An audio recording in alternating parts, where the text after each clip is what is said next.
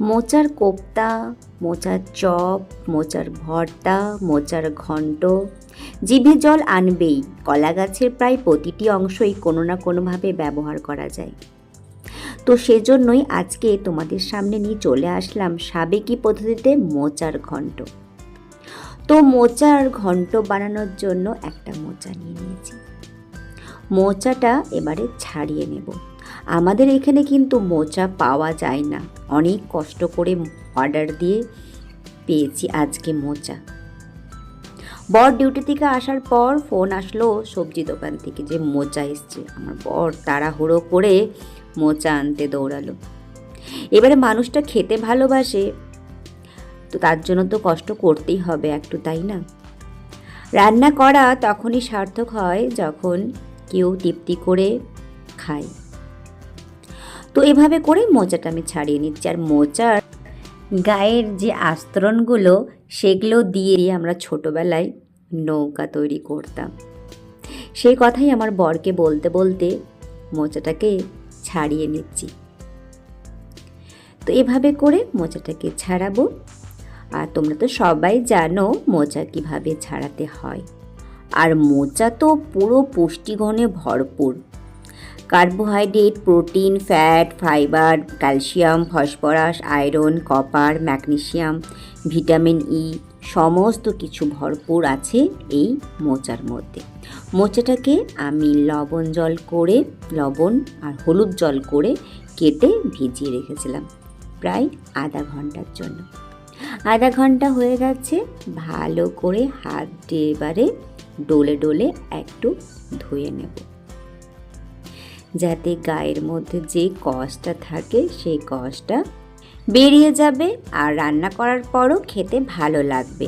আর অনেক সময় হয়, অনেক মোচা আছে রান্না করার পর একটু তিতকুটে টাইপের খেতে লাগে, তো সেই রকম লাগবে না। তো সেজন্য ভালো করে হাত দিয়ে ডলে ডলে একবার ধুয়ে নিয়ে জল ছেঁকে আমি কুকারের মধ্যে দিয়ে নিলাম। এই কুকারটার মধ্যে আমি কিছুক্ষণ আগে ডাল সেদ্ধ করেছিলাম, কুকারটা আর ধুইনি।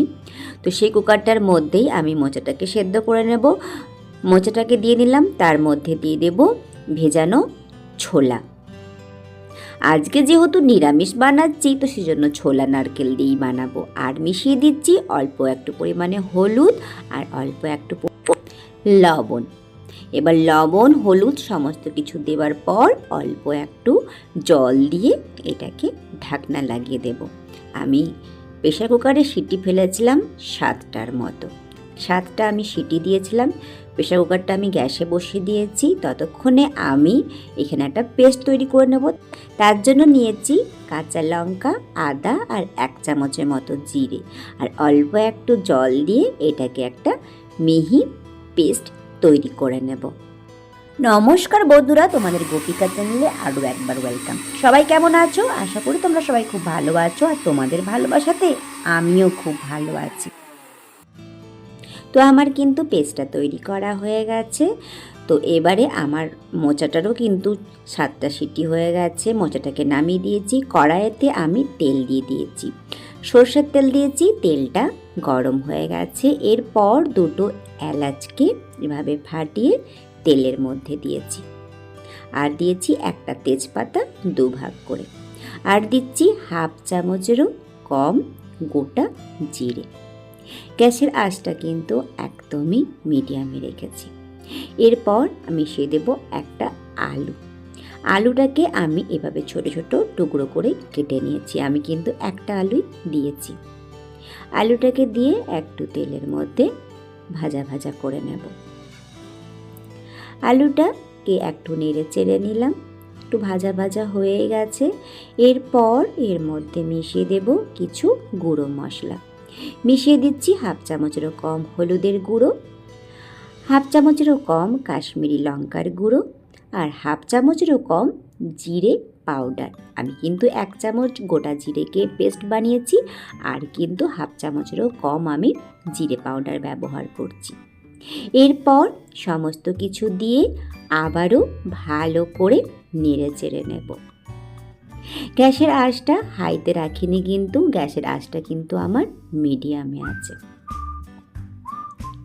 তো এভাবে করতে করতে আলুটা কিন্তু আমার সেদ্ধ হয়ে যাবে।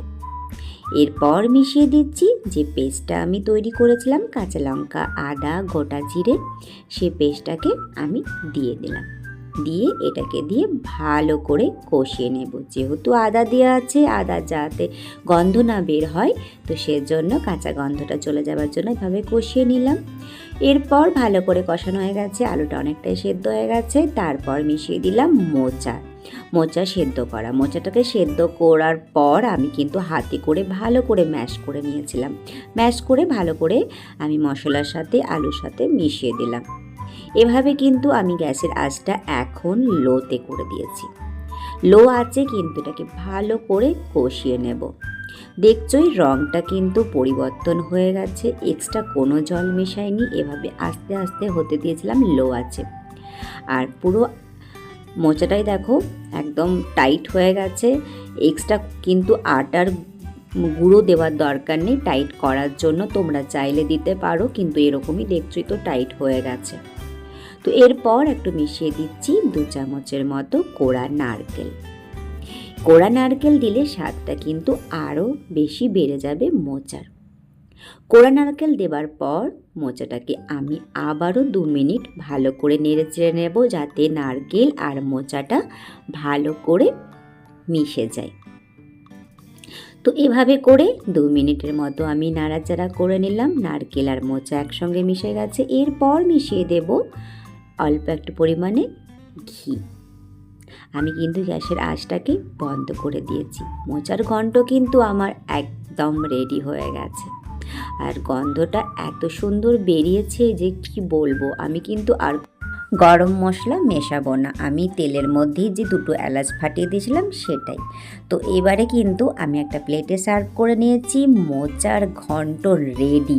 ছোলা নারকেল দিয়ে নিরামিষ মোচার ঘন্ট। আর সাজানোর জন্য, গার্নিশিং করার জন্য আমি উপর থেকে একটু নারকেল কোড়া ছড়িয়ে দিলাম। এটা কিন্তু সম্পূর্ণ অপশনাল। তো আজকের আমার তৈরি এই মোচার ঘন্ট কেমন লাগলো তোমাদের অবশ্যই কিন্তু কমেন্ট সেকশনে জানাতে ভুলো না। আমি তো জানি তোমরা সবাই মোচার ঘন্ট তৈরি করতে জানো, কিন্তু আজকে মোচার ঘন্টটা আমি আমার মতো করে তৈরি করে নিলাম। তো তোমরা কিন্তু কমেন্ট সেকশনে জানাতে ভুলো না আমার তৈরি করা মোচার ঘন্ট কেমন লাগলো তোমাদের। যদি ভালো লেগে থাকে, যেটা করতে হবে লাইক, কমেন্ট আর শেয়ার, কারণ তোমাদের ভালো ভালো কমেন্টের অপেক্ষায় তো আমি সব সময় বসে থাকি। নতুন বন্ধুরা শুধু দেখলে হবে, আমার চ্যানেলটিকে সাবস্ক্রাইব করে আমার পরিবারের সদস্য হতে হবে তো। আর নতুন নতুন ভিডিওর আপডেট পাওয়ার জন্য পাশে থাকা বেল আইকনটা কিন্তু একদমই অন করতে ভুলো না। এরকম যদি নিরামিষ গরম গরম মোচার ঘন্ট থাকে, এক থালা ভাত কিন্তু অনায়াসে চলে যাবে। আমি যতক্ষণে ভিডিও তুলছিলাম, আমার বর আর আমার মেয়ে থালা নিয়ে কিন্তু বসে গেছে গরম গরম ভাত নিয়ে, পর মোচার ঘন্ট দিয়ে গরম গরম ভাত খাবে বলে। আর আমাদের এখানে কিন্তু মোচা সহজে পাওয়া যায় না, তোমাদেরকে আগেই বললাম। অনেকবার বলার পর, অর্ডার দেওয়ার পর এই মোচাটা পেয়েছি। তো বন্ধুরা তোমরা সবাই কিন্তু কমেন্ট করে জানিও কেমন হয়েছিল। তোমাদের ভালো ভালো কমেন্টের অপেক্ষায় আমি সব সময় থাকি। আর ভিডিওটা এইখানে শেষ করছি। ভালো লাগলে লাইক, কমেন্ট, শেয়ার করে দিও। আর আমার সাথে এতক্ষণ থাকার জন্য তোমাদের সবাইকে অসংখ্য ধন্যবাদ। আবারও দেখা হবে নতুন একটা ভিডিওর সাথে। ততক্ষণের জন্য তোমাদের সবার কাছ থেকে বিদায়।